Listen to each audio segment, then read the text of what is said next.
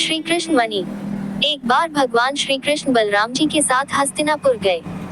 उनके हस्तिनापुर चले जाने के बाद अक्रूर और कृतवर्मा ने शतधन्वा को स्यमंतक मणि छीनने के लिए उकसाया। शतधन्वा बड़े दुष्ट और पापी स्वभाव का मनुष्य था।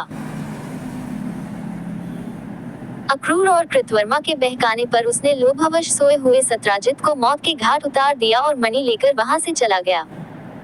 शतधन्वा द्वारा अपने पिता के मारे जाने का समाचार सुनकर सत्यभामा शोकातुर होकर रोने लगी। फिर भगवान श्री कृष्ण का स्मरण कर उसने ये प्रतिज्ञा की कि जब तक श्री कृष्ण शतधन्वा का वध नहीं कर देंगे, वह अपने पिता का दाह संस्कार नहीं होने देगी। इसके बाद उसने हस्तिनापुर जाकर श्री कृष्ण को सारी घटना से अवगत कराया। वे उसी समय सत्यभामा और बलराम जी के साथ हस्तिनापुर से द्वारिका लौट आए। द्वारिका पहुंचकर उन्होंने शतधन्वा को बंदी बनाने का आदेश दे दिया। जब शतधन्वा को ज्ञात हुआ कि श्री कृष्ण ने उसे बंदी बनाने का आदेश दे दिया है, तो वह भयभीत होकर कृतवर्मा और अक्रूर के पास गया और उनसे सहायता की प्रार्थना की, किंतु उन्होंने सहायता करने से इनकार कर दिया। तब उसने स्यमंतक मणि अक्रूर को सौंप दी और अश्व पर सवार होकर द्वारिका से भाग निकला। श्री कृष्ण और बलराम को उसके भागने की सूचना मिल चुकी थी, अतः उसका वध करने के लिए वे रथ पर सवार होकर उसका पीछा करने लगे।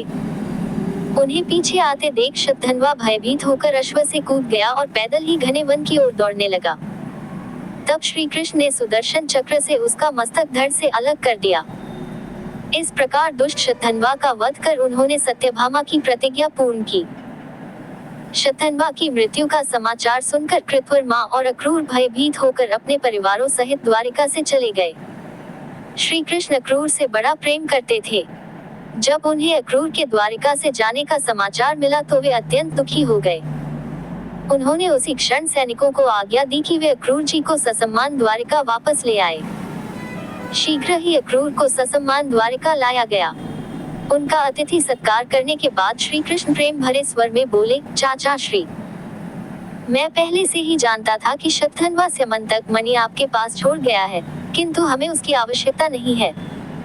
आप बड़े धर्मात्मा और दानी हैं, इसलिए उसे आप अपने ही पास रखें। उनकी बात सुनकर अक्रूर की आंखों से आंसू बह निकले। वे अपने अपराध की क्षमा मांगते हुए बोले, दयानिधान, आप परम दयालु और भक्त वत्सल हैं। मैं आपकी शरण में हूँ, आप मेरे अपराध को क्षमा करें। ये कहकर उन्होंने मणि उन्हें सौंप दी। तब भगवान श्री कृष्ण ने उन्हें गले से लगा लिया और वह मणि वापस उन्हें लौटा दी। अक्रूर जी ने तभी ये प्रण किया कि वे अब लालच से हमेशा दूर रहेंगे, क्योंकि लालच बुरी बला होती है।